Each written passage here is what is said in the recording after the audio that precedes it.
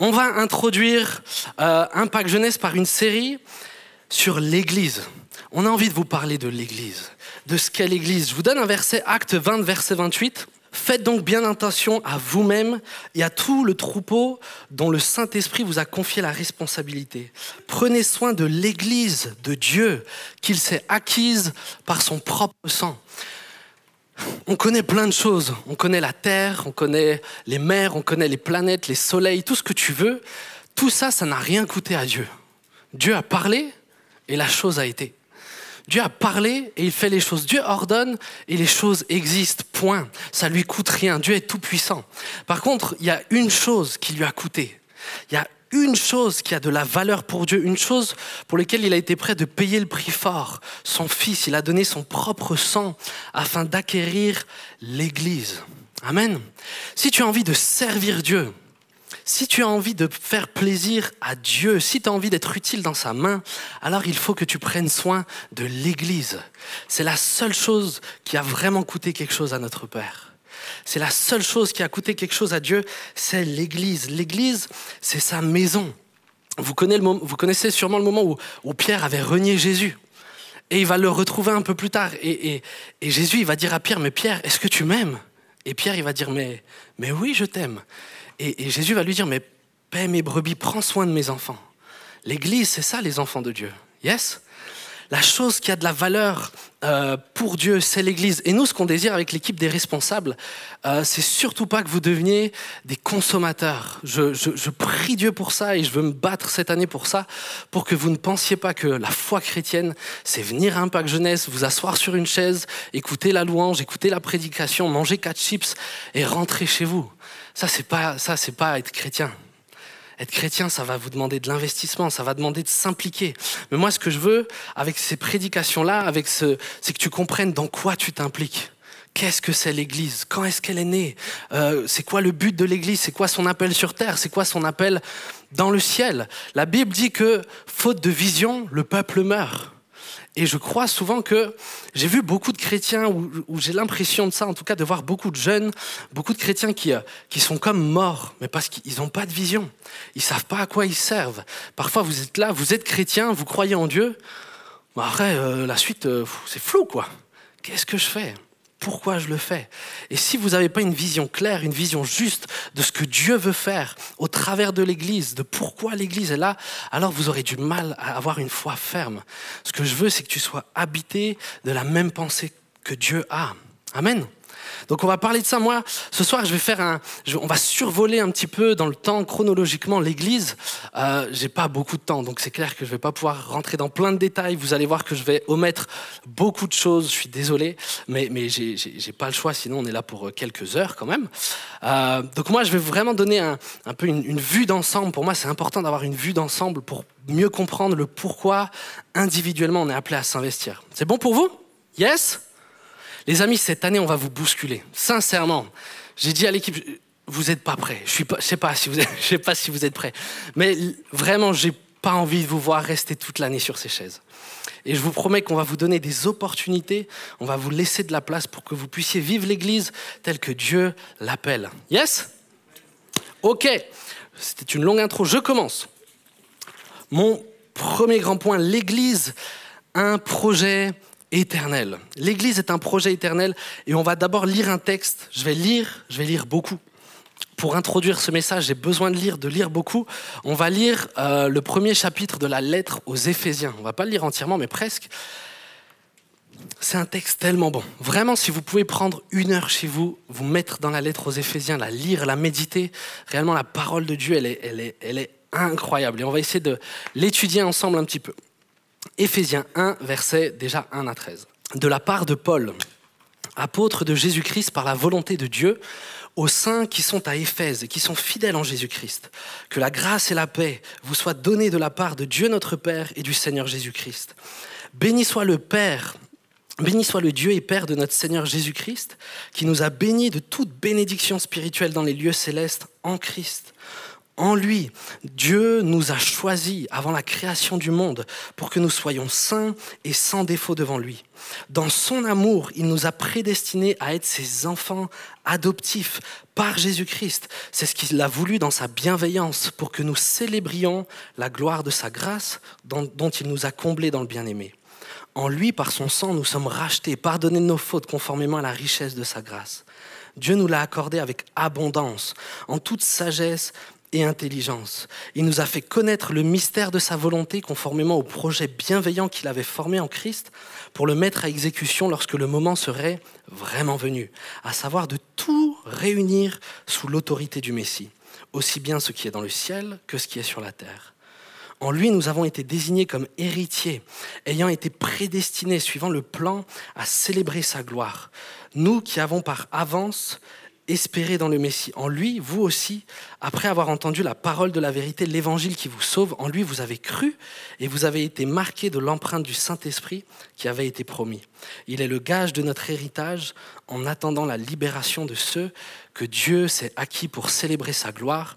Et encore juste quelques versets au chapitre 3, versets 6 à 12. Ce mystère, c'est que les non-juifs sont cohéritiers des juifs, qu'ils forment un corps avec eux et participent à la même promesse de Dieu en Jésus-Christ, par l'évangile. J'en suis devenu le serviteur conformément au don de la grâce de Dieu qui m'a été accordé en raison de l'efficacité de sa puissance. Moi, qui suis le plus petit de tous les saints, j'ai reçu la grâce d'annoncer parmi les non-juifs les richesses infinies de Christ et de mettre en lumière pour tous les hommes comment se réalise le mystère caché de toute éternité en Dieu qui a tout créé par Jésus-Christ. Ainsi, les dominations et les autorités dans les lieux célestes connaissent maintenant, par le moyen de l'Église, la sagesse infiniment variée de Dieu, conformément au plan éternel qu'il a accompli en Jésus-Christ notre Seigneur. C'est en Christ, par la foi en lui, que nous avons la liberté de nous approcher de Dieu avec confiance. Père éternel, je prie pour ta parole. Elle est vivante, elle est efficace, Seigneur Dieu, et c'est ta parole qui produira du fruit dans les cœurs. Éternel, je prie que tu parles.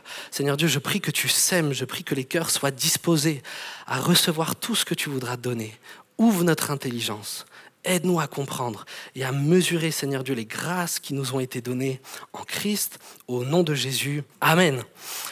Ok, c'est un long texte, plus ou moins long. En vrai, il n'est pas si long que ça, mais quand même, c'est un bon pavé. Il y a énormément de choses à dire dessus. Et j'aimerais relever 3 points importants. 3 points importants.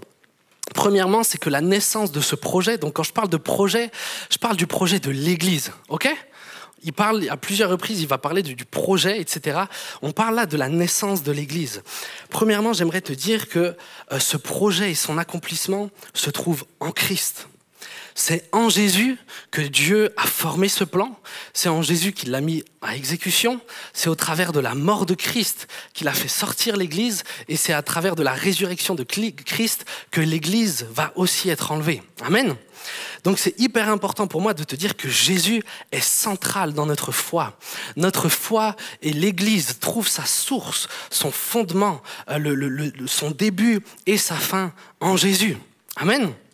Donc, à partir de là, je ne peux pas entendre, parce que j'entends des fois ça, je ne peux pas entendre que nous servons le même Dieu que les Juifs, que les musulmans ou je ne sais pas quoi.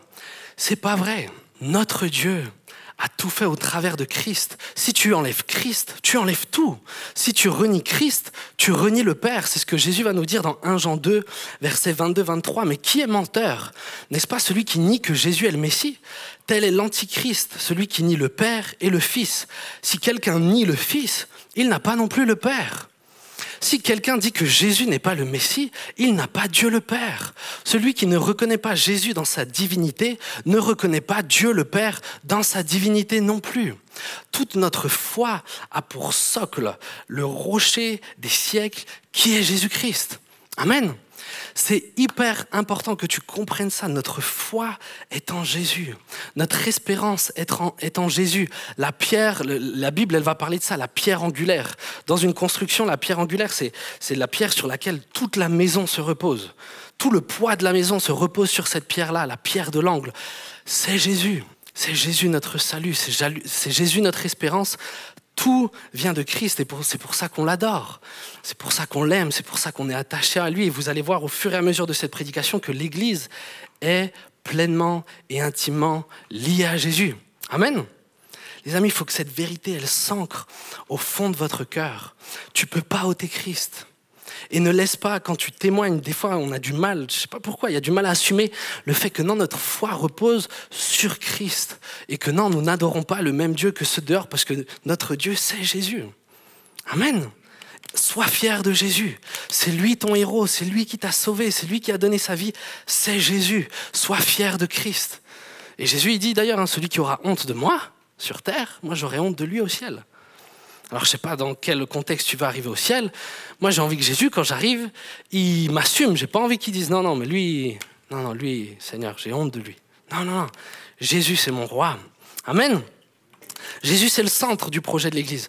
Deuxièmement, ce projet est un projet bienveillant. Ça aussi, je crois que c'est extrêmement important que tu le comprennes. Le verset 5 du chapitre 1 nous dit que c'est ce qu'il a voulu, donc Dieu, c'est ce qu'il a voulu dans sa bienveillance. Et au verset 9, il dit conformément au projet bienveillant qu'il avait formé en Christ.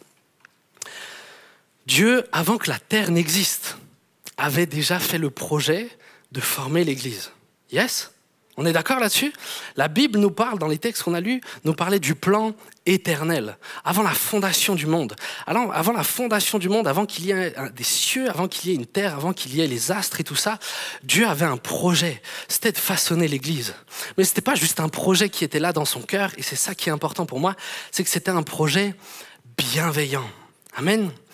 Le projet de donner naissance à l'Église, la raison d'être de l'Église vient d'un projet bienveillant.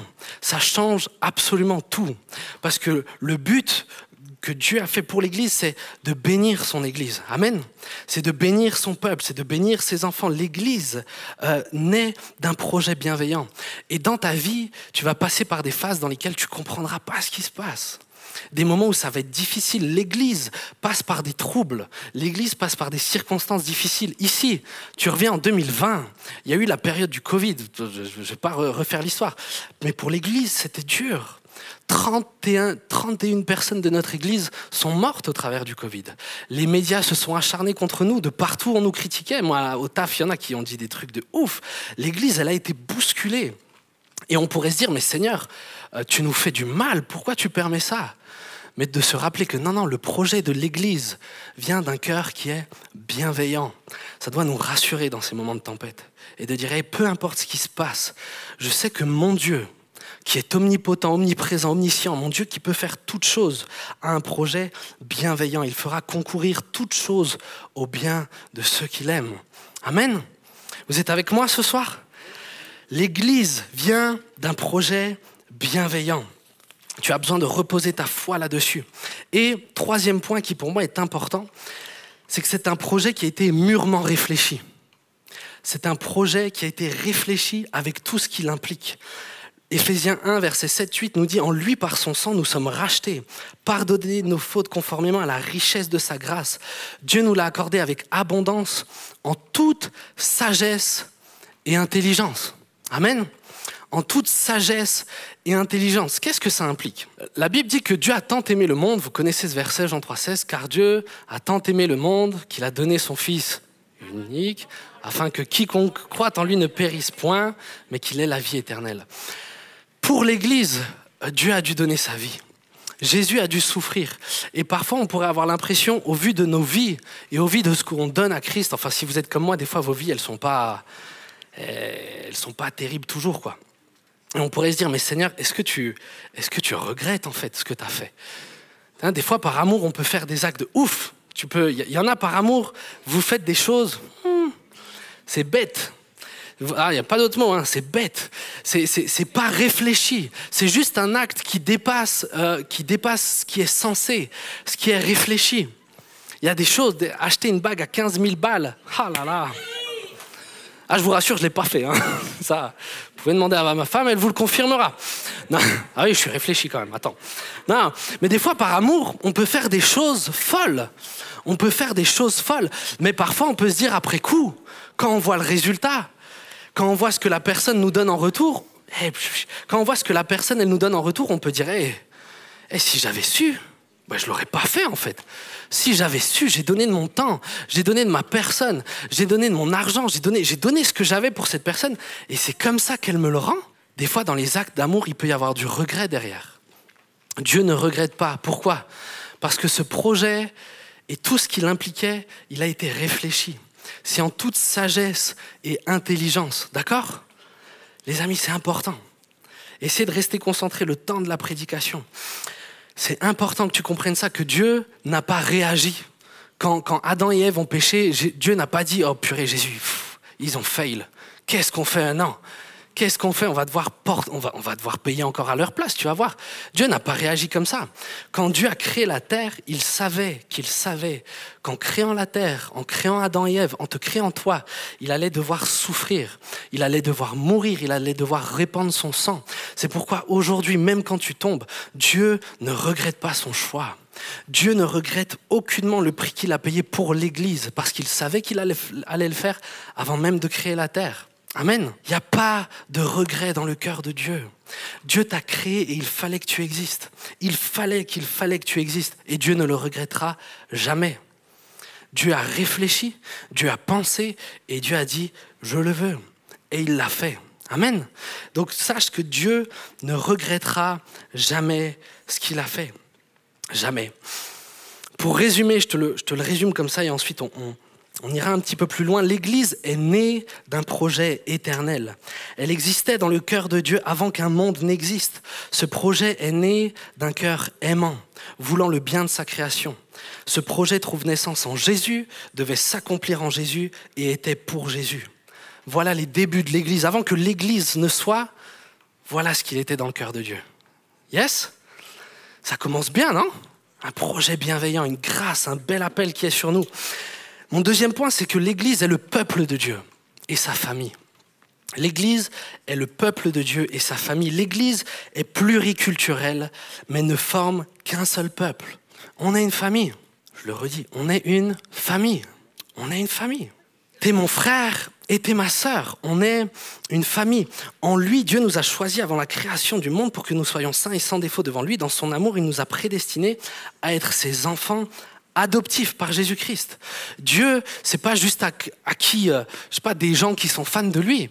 Dieu, c'est acquis un peuple. Dieu, c'est acquis une famille. Et nous devons comprendre, et c'est nécessaire, vous devez comprendre ça, que l'Église est la famille de Dieu, que nous sommes le peuple de Dieu. À ta gauche, à ta droite, c'est pas un blanc, c'est pas une noire, c'est pas un arabe, c'est pas un chinois, c'est pas je ne sais pas quoi. C'est ton frère et c'est ta sœur. Amen. Mais on peut vite rigoler de ça et ça peut vite faire débat, mais ça crée des réactions. Mais ça crée des réactions parce que c'est plus aussi évident que ça. C'est plus aussi évident que ça. Comment ça se fait que dans l'église, moi je vois du racisme ? Mais vous réagissez, mais je suis en train de parler de vous. Hein. Je m'adresse à vous, je ne m'adresse pas aux gens qui ne sont pas là. Je m'adresse à vous. Je vois du communautarisme. Le communautarisme, il arrive souvent en réaction au racisme, mais ça reste un problème. C'est pas normal qu'au sein de l'Église, il y ait du racisme ou qu'il y ait du communautarisme. L'Église est formée de frères et de sœurs. Amen.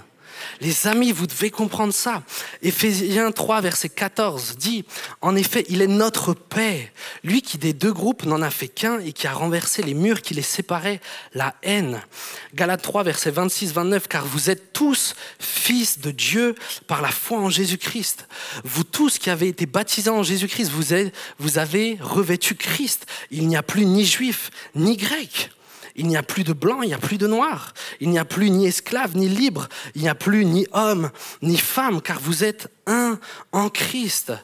Et vous êtes à Christ. Vous donc, la postérité d'Abraham, héritier selon la promesse. Les amis, on est une famille. On est une famille. À ta gauche, à ta droite, c'est tes frères et tes sœurs. Et peut-être à ceux qui sont là et qui ont vécu le racisme et qui ont vécu des choses difficiles. Et je sais que c'est une réalité et je ne l'amoindrirai pas. Mais c'est important que tu saches qu'ici, tu as une famille. Ici, tu as des gens qui t'aiment. Ici, on ne part pas du principe de ta nationalité. J'en ai rien à faire. Si par la grâce de Dieu, tu sais faire des plats qui viennent de chez toi et qui sont bons, je veux en bénéficier à fond. Mais je m'en fiche de ta couleur de peau. On est en Christ. Yes ? Les amis, pour moi, ça va être important et je serai hyper exigeant là-dessus. Jamais, faut pas que vous me tombez, faut pas que je vous vois avoir des propos racistes et des trucs comme ça. Vraiment, ça me rendrait dingue. Non, Jésus a brisé le mur qui séparait. C'est-à-dire que dans le monde, c'est là aussi que vous devez comprendre ce qu'est l'Église. Dans le monde, il y a du racisme à fond. Dans le monde, il y a le communautarisme. Dans le monde, il y a des séparations comme ça. Dans le monde, il y a de la haine. Il faut pas que ce soit le cas dans l'Église. Les amis, petite parenthèse, vous parlez vite beaucoup.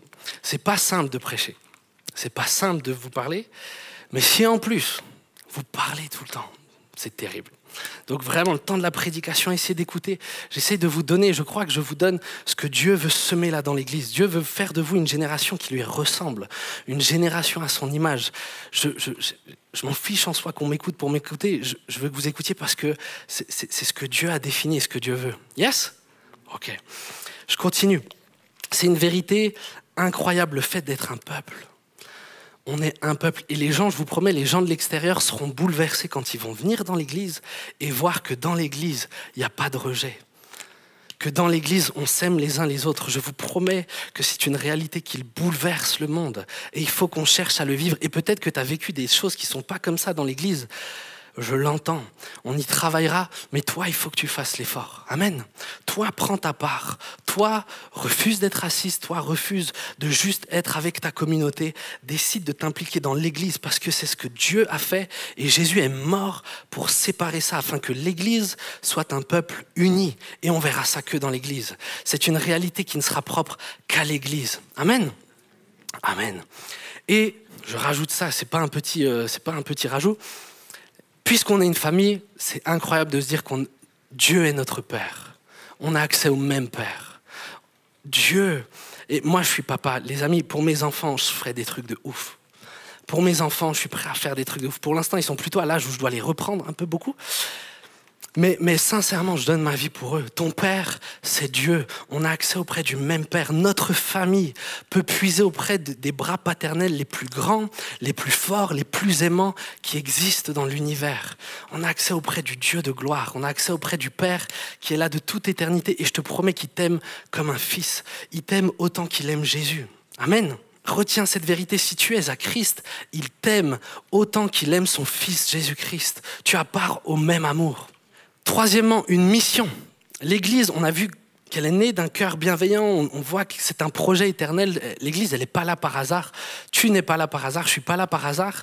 On voit qu'on est un peuple, qu'on est une famille, c'est bien. Mais maintenant, on est sur la terre. À quoi on sert? À quoi sert l'Église? Dans quoi est-ce que finalement, toi, tu t'inscris? C'est important, ce point-là, il va être important parce que si tu le comprends, tu vas comprendre à quoi va servir ta vie normalement ici sur Terre. Je vais vous lire un passage, il est hyper connu. Vous le connaissez, Matthieu 28, versets 16 à 20. C'est Jésus qui s'adresse à la toute première église. Jésus parle à la première église. Les 11 disciples allèrent en Galilée sur la montagne que Jésus leur avait désignée. Quand ils le virent, ils se prosternèrent devant lui, mais quelques-uns eurent des doutes. Jésus s'approcha et leur dit « Tout pouvoir m'a été donné dans le ciel et sur la terre. Allez donc, faites de toutes les nations des disciples, baptisez-les au nom du Père, du Fils et du Saint-Esprit, et enseignez-leur à observer et à mettre en pratique tout ce que je vous ai prescrit. Et moi, je suis avec vous tous les jours jusqu'à la fin du monde. » Amen. Ça, c'est l'appel de l'Église. Des fois, on croit à tort que Dieu s'adressait juste à ses disciples. Et du coup, des fois, on culpabilise. On se dit, oh purée, mais moi, il faut que je convertisse des gens, il faut que je les enseigne, il faut que j'en fasse des disciples, il faut que je les baptise. Non. C'est pas à toi tout seul de faire ça. Jésus s'adressait à l'Église. C'est nous ensemble, avec les anciens de l'Église. D'accord? Pas juste le groupe de jeunes. C'est nous ensemble, l'Église, qui allons faire des nations des disciples. Yes? Et toi, tu vas t'inscrire là-dedans. Tout ce que tu vas faire pour Dieu, tout ce que tu vas faire dans l'église, que ce soit du ménage, que ce soit la louange, que ce soit ouvrir une porte ou fermer une porte, j'en sais rien. Tout ce que tu vas faire s'inscrit dans ce but-là. Yes? Le but, c'est ça. C'est de faire des nations des disciples. Les amis, on ne fait pas des disciples pour faire des disciples. Sans Christ, les gens sont perdus. Ils vont mourir pour l'éternité en enfer.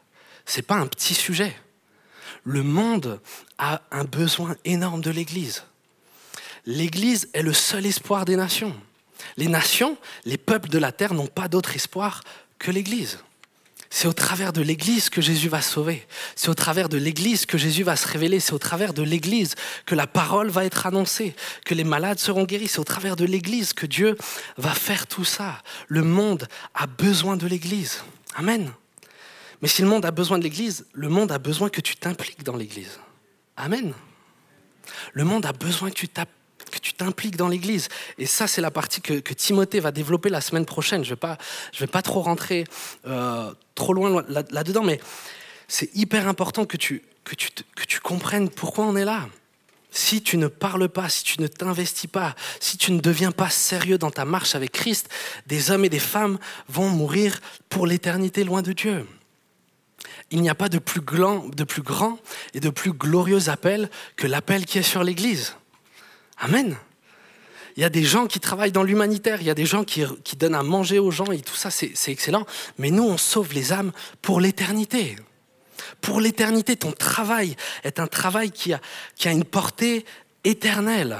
Les œuvres que tu fais ont une portée éternelle. Ce dans quoi tu t'inscris, l'Église a pour mission d'impacter éternellement les nations.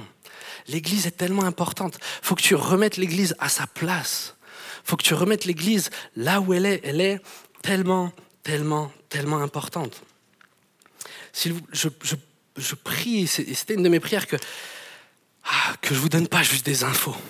J'espère que je ne prêche pas juste pour faire grandir ta connaissance sur des sujets, mais que ça travaille ton cœur. Je prie et je demande au Saint-Esprit qu'il allume un feu dans ton cœur, un amour pour l'Église, une passion pour les âmes perdues, une passion pour ce que Dieu fait. Tu as le privilège de pouvoir impacter les gens pour l'éternité. Quelle grâce! Comment Dieu va s'y prendre? C'est mon 4e point. Comment Dieu va s'y prendre? Comment Dieu gagne les nations au travers de l'Église? Alors là, pour moi, c'était hyper compliqué parce qu'il y a des choses à dire. Il y en a à la pelle et je ne peux vraiment pas les développer. On pourrait parler des dons qu'on va manifester, des ministères, de la vocation, de la prédication. Il y aurait beaucoup, beaucoup de choses à dire, mais je pense qu'on peut le résumer ainsi. Jérémie 33, versets 8 et 9. Avant de continuer, vous êtes avec moi? Ça vous parle? Oui? Les amis, c'est une gloire qu'on a. Jérémie 33, versets 8 à 9, moi ça me... Je les purifierai, ça c'est Dieu qui parle, il parle de son peuple, je les purifierai de toutes les iniquités qu'ils ont commises contre moi. Je leur pardonnerai toutes les iniquités par lesquelles ils m'ont offensé, par lesquelles ils se sont révoltés contre moi. Cette ville sera pour moi un sujet de joie, de louange et de gloire parmi toutes les nations de la terre qui apprendront tout le bien que je leur ferai. Elles seront étonnées et émues de tout le bonheur et de toute la postérité que je leur accorderai. Les amis, ce verset, il est incroyable. Déjà, le début nous montre bien qu'on ne mérite rien. C'est Dieu qui fait grâce. Dieu pardonne nos iniquités par lesquelles on l'a offensé. Dieu vraiment déverse sa grâce. Mais j'aimerais qu'on s'attarde un petit peu sur le verset 9. Le verset 9, il dit, cette ville, je vous le répète, quand Dieu là, il dit cette ville, il parle de nous, il parle de son peuple, il parle de son église. Yes? On est OK là-dessus? Et quand il dit cette ville sera pour moi un sujet, le mot sujet, en l'occurrence, n'est pas bien traduit. Et je trouve que c'est dommage. Le vrai mot qui est utilisé pour sujet, les 700 autres fois dans lesquelles il est utilisé dans l'Ancien Testament, c'est le mot nom. Pas nom N-O-N, mais N-O-M. Dieu, il est en train de dire cette ville, mon peuple sera pour moi un nom de joie. Il faut comprendre que dans la Bible, les noms, ils révèlent quelque chose de la personne. Les noms dans la Bible, c'est pas juste des noms comme on donne. Moi, j'ai donné des prénoms à mes enfants parce que je les trouve jolis, parce qu'effectivement, ils ont une belle signification. Mais je peux pas dire que mes enfants vont être ce à quoi ressemble leur nom. Mais dans la Bible, c'est pas pareil. Dans la Bible, le nom est une révélation de la personne qu'on a en face.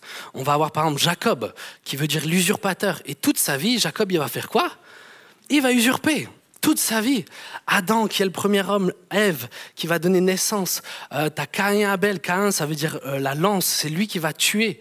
Abel, pareil, c'est le souffle, parce que sa vie a été écourtée, elle n'a été qu'un souffle. Les noms ont une signification importante. Et Dieu, il est en train de dire que son peuple sera pour lui un nom. Le peuple, toi, aux yeux de Dieu, tu es son nom sur la terre.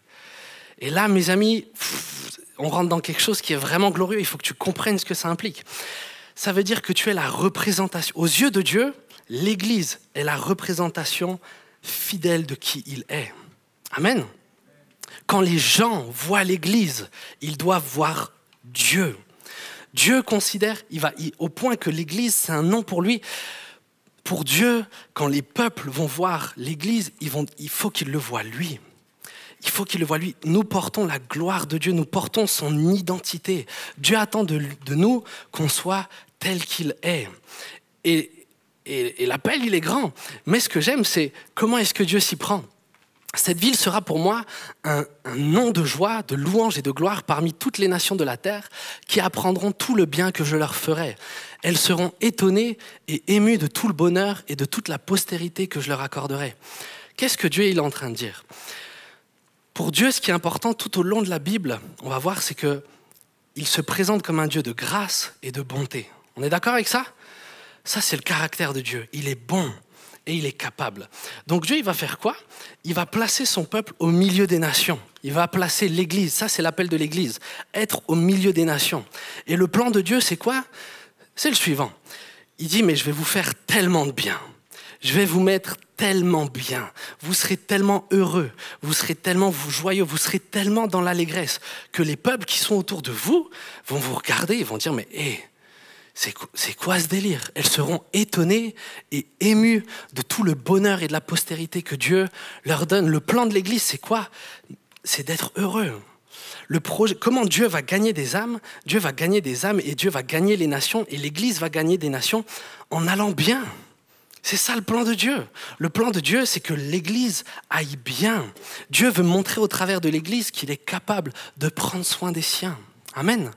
L'Église est là pour manifester concrètement dans le monde visible qu'il y a un Dieu qui existe et qui est capable de prendre soin de son peuple. Dans les moments difficiles, dans les moments où on ne comprend pas tout, Dieu est capable. C'est ça le projet de Dieu pour les nations.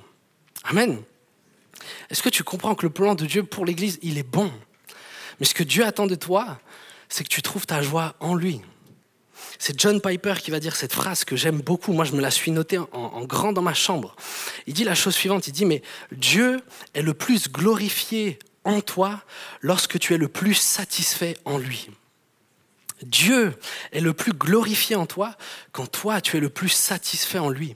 Plus tu vas trouver satisfaction en Dieu, plus tu vas faire de Dieu ta joie, plus tu vas être dans l'allégresse à cause de Dieu, plus tu rayonneras comme ça, plus Dieu sera glorifié. Parce que Dieu se glorifie de sa capacité à prendre soin des siens, à prendre soin de son peuple.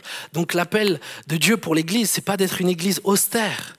Le but de l'Église, c'est pas de tout le temps gémir et de geindre, c'est que dans la difficulté, on a la joie. Amen. Dans la difficulté, l'Église, elle reste rayonnante.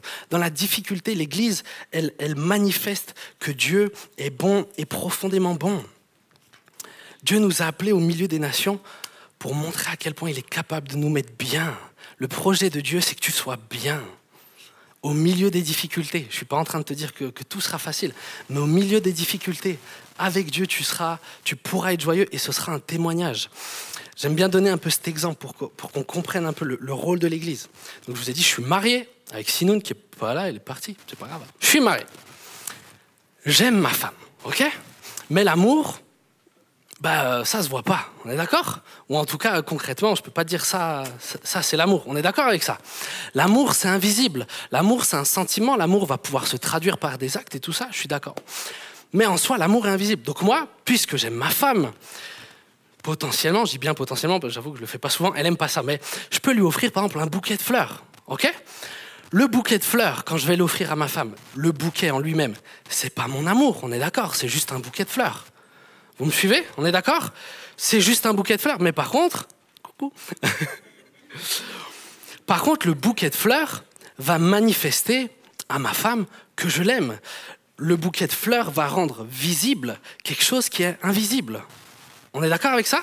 Le bouquet de fleurs sert à rendre visible quelque chose, une émotion, quelque chose qui est là, qui est invisible. Et à chaque fois qu'elle va passer devant le bouquet et qu'elle va le voir, elle va se dire « mais mon mari il m'aime, mon mari il pense à moi, mon mari il est attentionné. » N'est-ce pas, chérie ?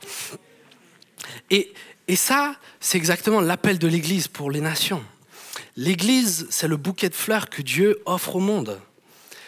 L'Église est appelée à rendre visible le caractère bon et aimant de Dieu. Amen. Il faut que tu comprennes ça. L'Église, c'est le bouquet de fleurs de Dieu pour les hommes et les femmes. L'Église rend visible le côté caché de Dieu, son caractère bon, son caractère passionné. On est appelé à manifester ce que Dieu va manifester. Et c'est pour ça que oui, l'Église, tout comme Jésus-Christ, on va guérir les malades. Amen.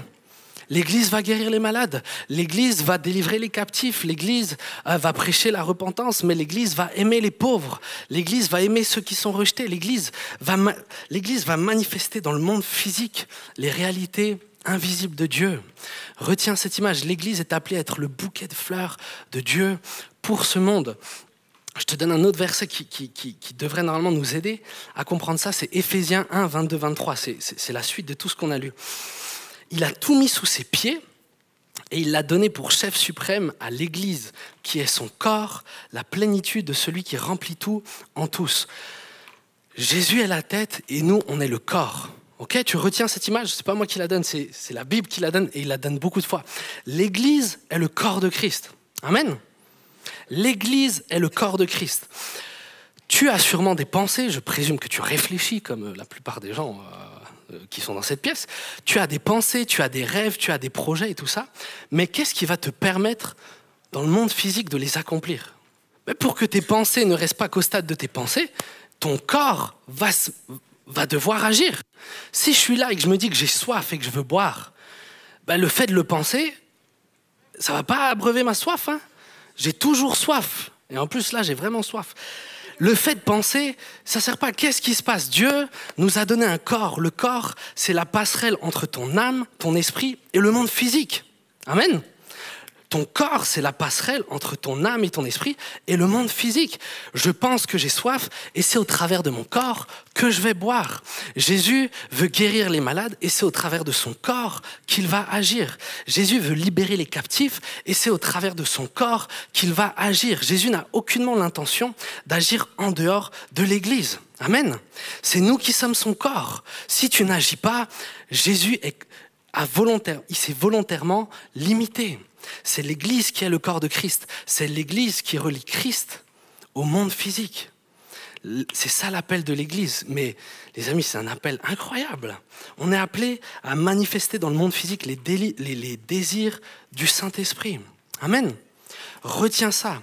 Retiens l'appel glorieux de l'Église. On est là pour manifester dans le monde physique le cœur de Dieu, ce que Dieu veut faire. Dieu agira par l'Église. Dieu agira au travers de l'Église.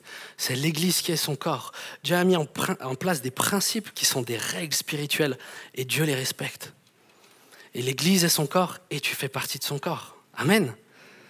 Ton appel est grand. La raison de ta vie est grande. Il y a quelque chose sur ta vie qui est incroyable. Et j'arrive doucement à la fin parce qu'il faut que j'y arrive.